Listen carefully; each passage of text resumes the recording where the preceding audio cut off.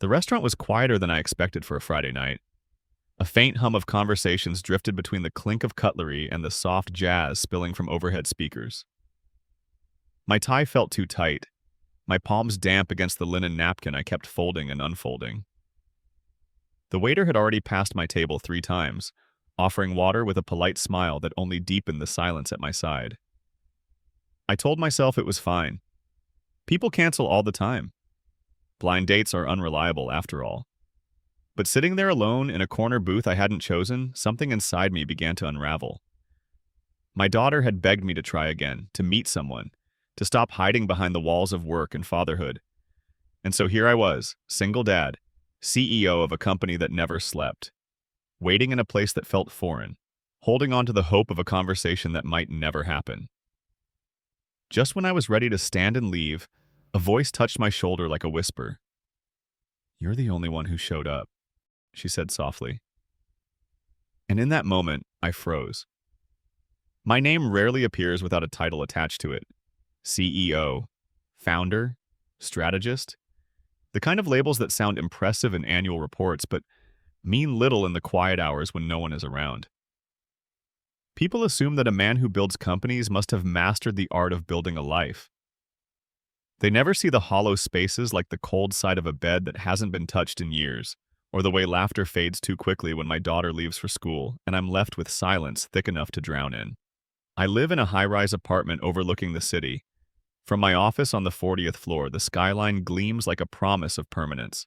But the truth is, I often feel more like a tenant of my own existence than an owner. Meetings fill my days, but when the boardroom empties, the echoes remind me that no matter how many decisions I make, I can't undo the one that mattered most. The day my wife closed her eyes for the last time. It's been 3 years since cancer took her. 3 years of trying to be both father and mother, to balance bedtime stories with late-night calls to investors. My daughter Emma is 12 now, her resilience greater than my own. She never complains when I miss dinner, though her eyes betray the longing. She still slips little notes into my briefcase drawings of us holding hands, reminders written in crayon that say things like, "Don't forget to smile today, Daddy." I wear those notes like armor. They remind me that beneath the title of CEO, the most sacred role I hold is hers. Father. And yet, she's the one who keeps nudging me toward the life I resist. She was the one who signed me up for the dating app, laughing as she uploaded a picture of me I didn't even know she'd taken. "Just try, Dad," she said. "You're lonely even when you pretend you're not." So I tried. I scrolled through faces, bios reduced to sound bites, conversations that felt mechanical. Until one day, a match appeared. Not flashy, not scripted, just a woman who said she loved books more than parties, who valued honesty over appearances. I didn't expect much, but we agreed to meet. Tonight. That's how I ended up at that restaurant, feeling out of place with my heart tapping against my chest like it hadn't in years. Beneath the expensive suit and polished shoes, I was just a man trying to remember how to belong to someone again. And for all the influence I carried in boardrooms, I couldn't control the one thing that mattered most.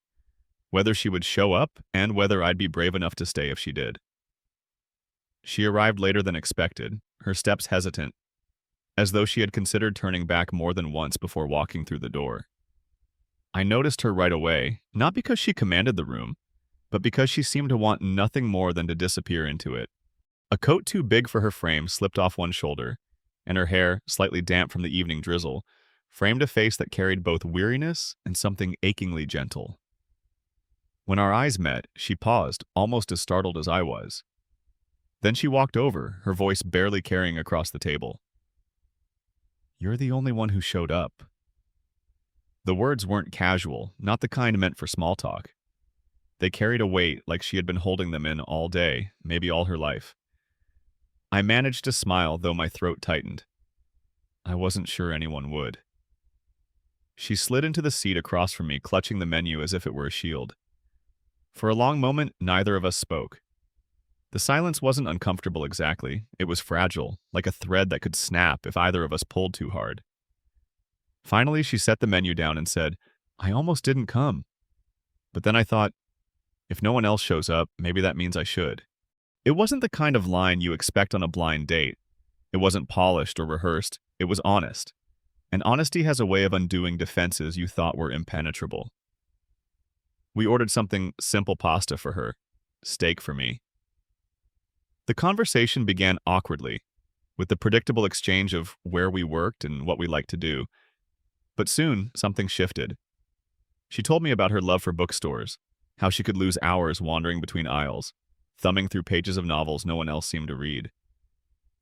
She confessed she hated crowds but loved small cafes where no one noticed if she stayed too long. I found myself listening more than speaking, not because I had nothing to say, but because her words reminded me of everything I had forgotten to notice. The world to me had become a series of deadlines and numbers. To her, it was a collection of quiet moments, sunlight spilling through a window, the smell of coffee drifting into a rainy morning. At one point, her hand brushed the table, trembling slightly. I don't know if it was the way the light hit her, or the way she looked at me just then, but I reached out before I could think twice. My fingers touched hers, tentative, unsure. She froze. I froze too. For a breathless moment, the noise of the restaurant fell away, leaving only the warmth of her skin against mine. Her eyes flickered up to meet mine, wide and searching, as if she wanted to believe something she hadn't dared believe in a long time. That someone might actually stay. And though I didn't know what tomorrow would bring, though I was still carrying wounds I rarely let anyone see, in that instant, holding her hand felt like the most certain thing in the world. It wasn't love, not yet. It was something smaller, quieter. But sometimes the quietest moments are the ones that change everything. The rest of the evening unfolded in fragments, pieces of conversation, stitched together with pauses that said as much as the words themselves. I found myself studying her in those silences, the way she fidgeted with the edge of her napkin, the way her gaze drifted toward the window as if afraid of being seen too clearly. "You don't talk much," she said at one point, her lips curving into something that was half smile, half apology. I shrugged, taking a sip of water to buy myself a second. "I'm better at listening." It was true, my life had become one long exercise in restraint. In the office, I listened before making decisions, always cautious, always calculating. At home, I listened to my daughter, her laughter, her unspoken grief, trying to decode what she needed from me. But listening here felt different. With this woman sitting across from me, it wasn't strategy or responsibility. It was longing. A longing to hear someone else's truth, maybe because I was afraid to share my own. She tilted her head, her hair falling forward. "Then tell me, why did you come tonight?" The question lodged in my chest. Why did I? I could have stayed home, buried in spreadsheets or bedtime stories, but Emma's voice echoed in my head. "You're lonely even when you pretend you're not." I cleared my throat. Because I didn't want to keep disappointing my daughter. She wanted me to try to not give up on life. Her expression softened, though her eyes shimmered with something like pain. "She must love you very much." "She does," I said, my voice unsteady. "More than I deserve sometimes." We fell into silence again, but this time it was heavier. I realized then how dangerous this could become. Because the more she looked at me like that, with understanding rather than pity, the more I wanted to stay in that moment. And yet, staying meant opening doors I had long since locked. She broke the silence first, her words cautious. "I lost someone too." I looked up. "My brother," she continued, her fingers tracing invisible lines on the table. 2 years ago, a car accident. One minute he was calling to tell me he'd be late for dinner. The next minute, her voice faltered. "It changes you, doesn't it? Losing someone? You start to measure time differently. You stop planning too far ahead, because you know it can all disappear." Her confession was like a mirror held up to me. I could see myself reflected in her grief, the way loss carves out a hollow space inside you, one that no success or distraction can ever quite fill. And suddenly the distance I had felt from everyone else in the world seemed to narrow, if only by a fraction. I wanted to tell her everything then. About the nights Emma cried herself to sleep and I sat outside her door, not knowing how to fix it. About the mornings I stared at my wife's old coffee mug, unable to wash it because the faint trace of her lipstick felt like the last thread holding her here. But the words stuck, heavy and unyielding. Instead, I asked, "Does it ever get easier for you?" She met my eyes, her voice steady though her hands shook. No, but it gets different. You learn to carry it. Some days the weight is unbearable, and other days you forget you're carrying it until something reminds you, like a song or an empty chair at dinner. I nodded slowly. That was it, the truth I'd never dared to articulate. I hadn't moved on. I'd only learned to walk with the weight pressing against me. And yet, here I was, holding someone's hand, feeling the smallest flicker of warmth, realizing that maybe the weight didn't have to be carried alone. But that realization scared me more than anything. Because what if I let her in and lost her too? What if Emma got attached, only to have another absence tear her apart? My life was already balanced on fragile ground. I wasn't sure it could bear another fracture. As the night drew to a close, the conflict inside me grew louder. Logic told me to thank her for dinner, to walk away before anything began. But my heart, the part of me I had silenced for years, was whispering something else. Stay. And I didn't know which voice to listen to. Outside the restaurant, the city pulsed, with its usual rhythm taxis rushing by, neon lights flickering against wet pavement, strangers brushing past one another as if lives didn't hinge on moments like these. I walked her to the curb, the drizzle settling into a mist that clung to our coats. She pulled her scarf tighter, offering me a small smile that felt like both a thank you and a goodbye. I should have ended it there. That would have been safer for me, for Emma, for her. A simple nod, a polite farewell, and I could retreat into the familiar solitude that asked for nothing more than survival. But as I stood there, watching her hesitate before stepping away, something inside me refused to let go. Wait, I said, the word escaping before I could stop it. She turned back, her eyes questioning. I swallowed hard, my heart hammering. Would you like to meet again? Maybe something simple. Coffee, a walk. No expectations. It wasn't a rehearsed line. It wasn't even brave. It was raw, stripped of the polish I wore in boardrooms. For a terrifying second, I thought she might decline, that she'd vanish into the night and take with her the fragile spark I hadn't felt in years. But then she nodded, almost imperceptibly. I'd like that. The relief was quiet, not triumphant. A small exhale that felt heavier than any deal I'd ever closed. I offered her a cab, but she insisted she'd walk. We stood in silence for another moment, neither of us knowing how to step away from something that had just begun. Finally, she touched my arm lightly. Thank you for showing up. I watched her disappear down the sidewalk until the crowd swallowed her. Only then did I realize my hand was still trembling from the weight of the choice I had just made. That night, back in my apartment, Emma was already asleep, her schoolbooks scattered across the couch where she'd been studying. I tucked a blanket around her and lingered a little too long, staring at the way her hair curled against her cheek. She stirred, mumbling in her sleep. Did she come, Dad? The question pierced me. Even in her dreams, she carried the hope I was too afraid to admit. I whispered, Yes, sweetheart. She came. I stepped out onto the balcony, the city glittering below, and pulled out my phone. My thumb hovered over her name, just her first name, saved without fanfare. For a moment, fear held me still. Fear of being vulnerable again. Fear of repeating old grief. But then I typed a simple message. I meant it. Coffee this weekend? I stared at the screen until her reply appeared. Yes. That was it. No grand declarations, no promises of forever. Just a single word that carried the weight of possibility. And yet, it felt like stepping across an invisible threshold, one I had drawn years ago when I swore I would never let anyone close again. For the first time in a long time, I didn't feel like a man defined by what I had lost. I felt like someone daring to choose differently. Not for the company, not for the image I projected, but for myself and for the little girl asleep in the next room who believed her father still deserved happiness. The decision was made. Fragile, uncertain, but real. And I knew there would be no going back. The weekend came faster than I expected. Work usually blurred the days together, one meeting dissolving into the next.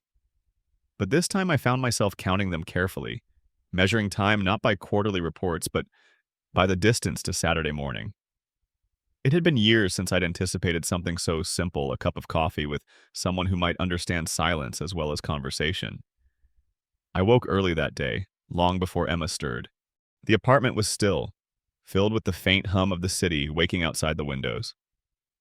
I made breakfast pancakes, her favorite, and when she came shuffling into the kitchen in her oversized pajamas, she blinked at the plate in surprise. "You're not working?" she asked, her voice groggy. "Not this morning," I said. "I have plans." Her eyes lit up in a way that made me both nervous and tender at once. She didn't press for details, but I saw the understanding in her small smile. Children notice more than we give them credit for. Later at the cafe, I arrived first. The place was quiet, the kind of spot where people lingered with books rather than laptops, and the smell of fresh bread wrapped itself around the room. I chose a table by the window and waited, my nerves buzzing beneath the surface. When she walked in, carrying that same hesitant grace I'd noticed the first night, something eased in me. She wasn't dressed to impress, just a soft sweater and jeans, but it suited her. She spotted me quickly and offered a small wave before sliding into the chair across from me. "Morning," she said, her voice warmer this time. "Morning." We ordered coffee, and as the cups arrived, conversation began to flow more naturally. She told me about the places she liked to walk when the city became too loud, the little bakery that still made bread the way her grandmother had taught her. I told her about Emma, not in the guarded way I often did, but in the way a father speaks when he is proud. I found myself laughing, even at small things, and each time she smiled, as if she hadn't heard laughter like that in a while. There were no grand confessions, no dramatic revelations, just two people learning the rhythm of being present with one another. And yet, I felt the shift inside me.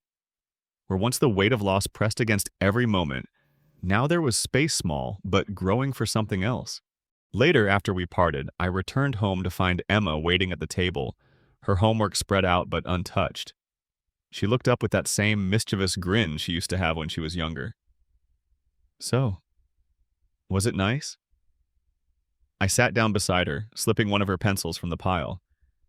"It was," I admitted.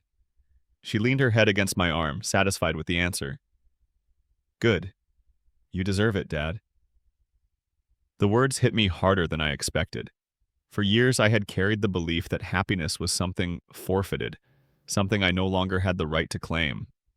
But here was my daughter, the one who had seen me at my most broken, reminding me that love, even in its gentlest form, was still possible. That night, as I tidied the apartment and dimmed the lights, I realized the change was not in her, or even in us. The change was in me. I was beginning to believe again, not in certainty, not in promises, but in the quiet courage it takes to show up. And that, I thought, might be enough. Weeks slipped into a pattern that felt both fragile and steady.